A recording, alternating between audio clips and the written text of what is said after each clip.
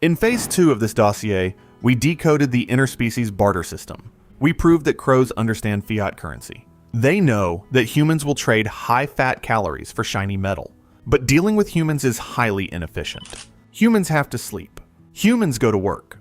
Humans are an unreliable mechanism for dispensing calories. So, a few years ago, a human biohacker decided to automate the transaction. He built an open-source piece of hardware, a literal vending machine for crows. The premise was simple. The machine sits outside. If a wild crow finds a lost coin on the street and drops it into the slot, the machine dispenses a peanut. The human thought he was training the birds to clean up the streets. He thought he was in control of the experiment. He was completely wrong. By the end of this video, you'll know exactly why this fails and how to fix it in your own home. But more than that, you'll understand something far stranger. That a wild bird, with no hands and no language, looked at a machine built by an engineer, found its weak point, and broke it wide open. Today, we are deconstructing the crow vending machine exploit. We will explore how the local cartel rapidly industrialized the neighborhood to hunt for currency, the catastrophic inflation that followed, and the terrifying moment the crows realized they didn't actually need coins, because they figured out how to physically hack the machine's hardware. Before we can understand the hack, we have to understand the hardware. The Crowbox was designed around a very basic premise of operant conditioning. The machine required 4 distinct stages of cognitive realization from the bird. First, they had to overcome their fear of the machine. Second, they had to realize the machine contained food. Third, they had to understand the input-output mechanism. But the 4th stage was the most difficult. Operant conditioning is a method of learning where behavior is shaped by its consequences. When a behavior produces a reward, the animal repeats it. When it produces nothing, the animal stops. The classic version of this was built by behavioral scientist Burrus Frederick Skinner, who created controlled boxes where animals pressed levers to receive food. The Crowbox took that exact framework and moved it out of the laboratory and into a suburban backyard. But here's where the engineering gets interesting. You cannot just put a coin slot in front of a crow and expect it to figure out the rest. The bird's brain does not work that way. You have to build a learning ladder. You have to engineer the conditions so that the correct behavior happens almost by accident first, and then the crow's brain locks onto the cause and effect. The first stage of the Crowbox setup involved placing coins and peanuts directly on the surface of the machine, right in the open, with no interaction required. This phase had one single goal: to make the crow stop being afraid of the object. Crows are neophobic, meaning they are instinctively wary of new objects in their environment. A machine that just appeared in a backyard is a threat until proven otherwise. So the first step was pure desensitization. The machine had to become background furniture before any learning could happen. Once the crows were regularly landing on the machine and eating the free peanuts, the operator would remove the peanuts, but leave the coins sitting in a shallow tray on top of the machine near the coin funnel. When a crow lands and walks around looking for food, it will inevitably knock a coin toward the funnel. The coin slides in. A mechanical lever registers the weight and shape. The machine makes a sound. A peanut drops. The crow did not plan that. It was an accident.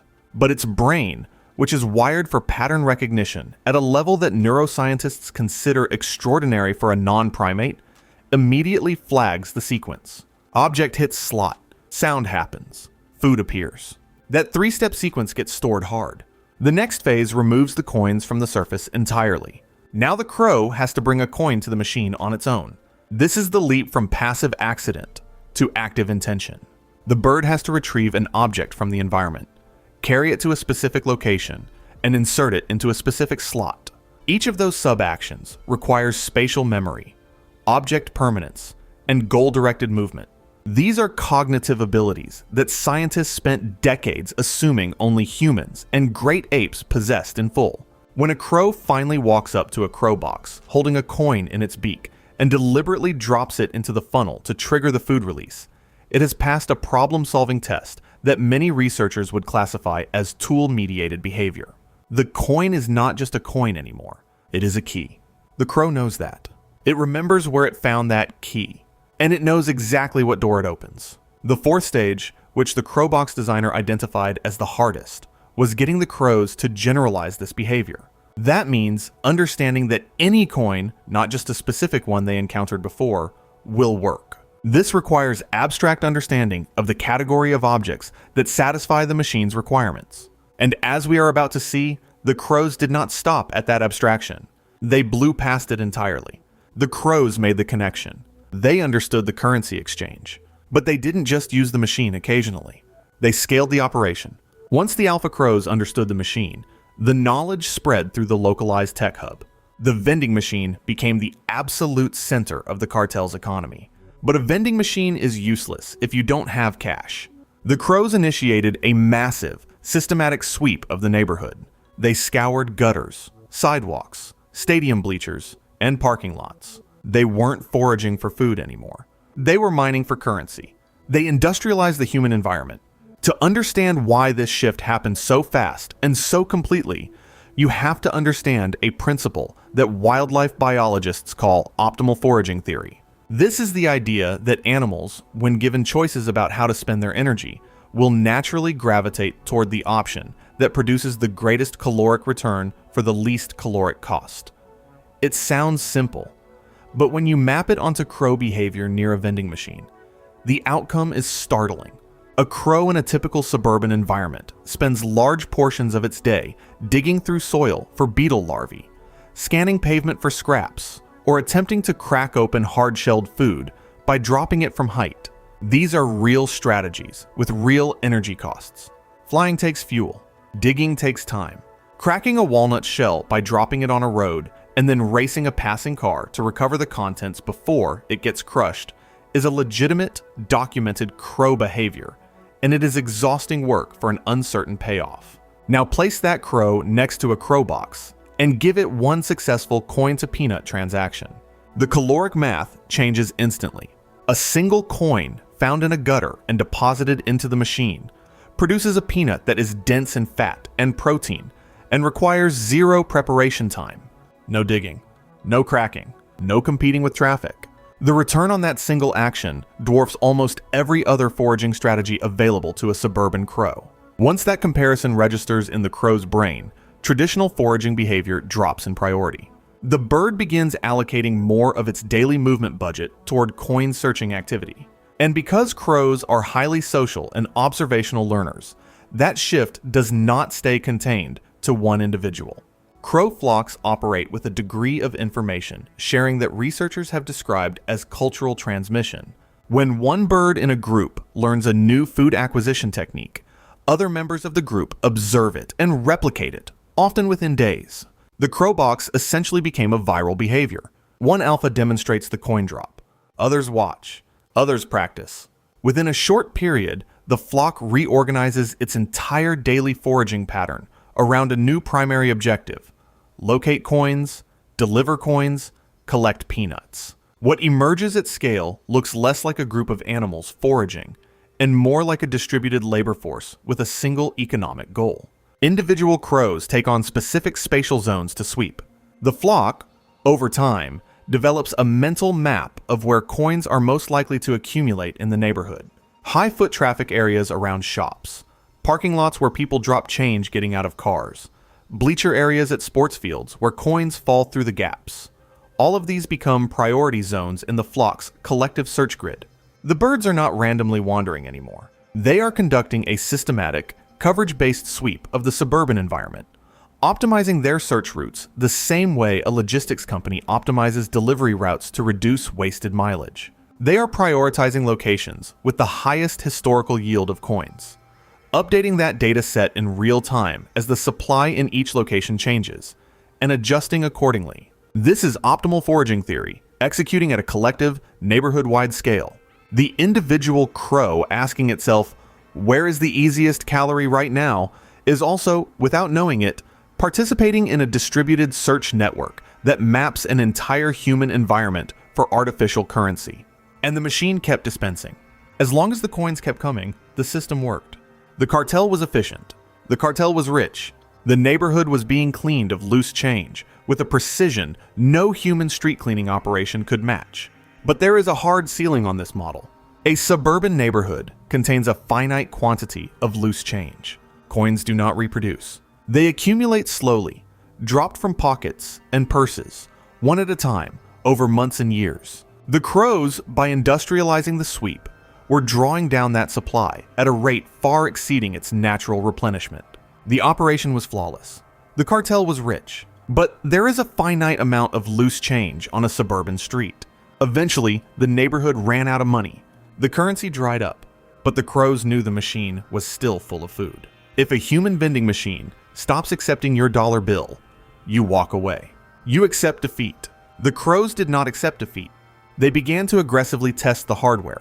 They realized a terrifying truth. The machine didn't actually want money. It wasn't human. It was just a sensor. It only wanted weight, and it only wanted shape. The cartel stopped looking for coins and started looking for exploits. Here is what the machine's internal mechanism actually cares about. It cares about an object of a certain mass crossing a detection point in a certain way. In many versions of automated feeders and simple dispensing machines, this means either a mechanical lever that requires a specific weight to depress, or an optical sensor that registers an object of a specific size blocking a beam of light at the correct point in the slot. The machine does not have a chemical analyzer. It cannot read the metallic composition of a coin. It cannot verify that the object is currency. It just checks. Did something the right size and weight pass through this specific location? That is the entire security model. And it is, from an engineering standpoint, extremely thin.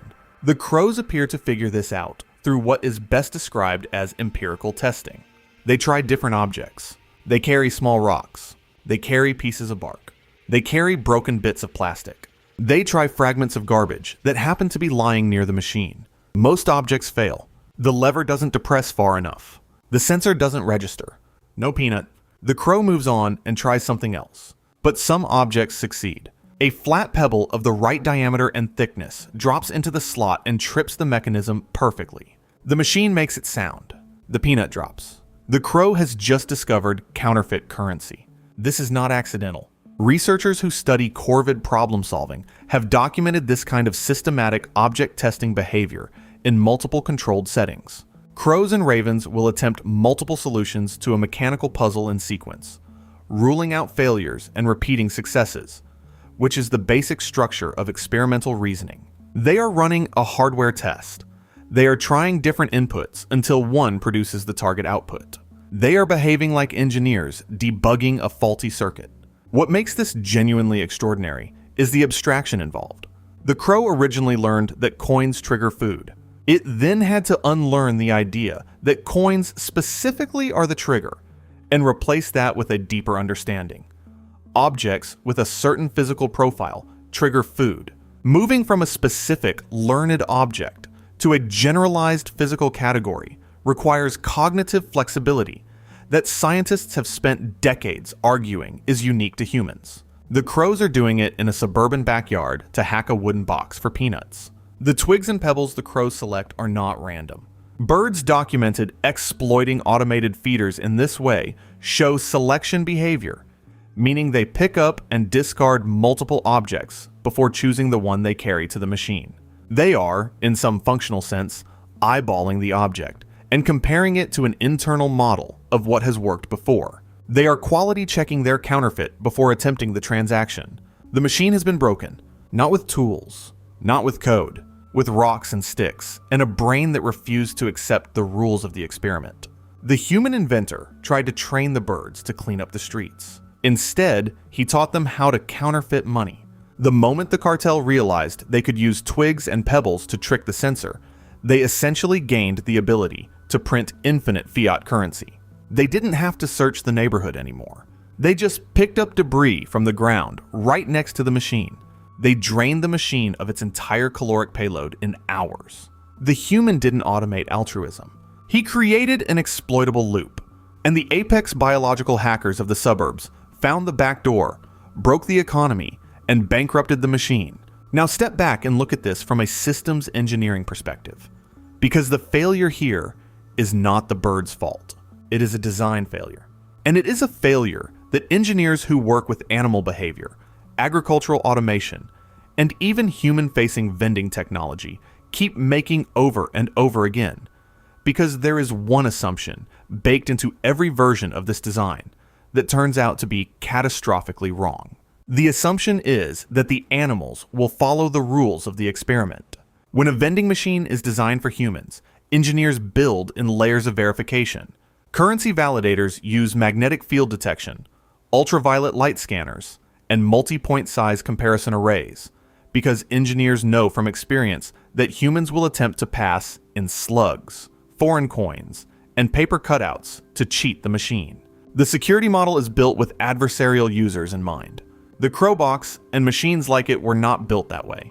They were built with a cooperative animal in mind, one that would learn the intended behavior, execute that behavior faithfully, and stay within the designed parameters of the experiment. The designer's mental model of the crow was a trainable animal that follows learned rules. The crow's actual behavior was a problem-solving agent that identifies goals and finds any available path to them, including paths the designer never considered.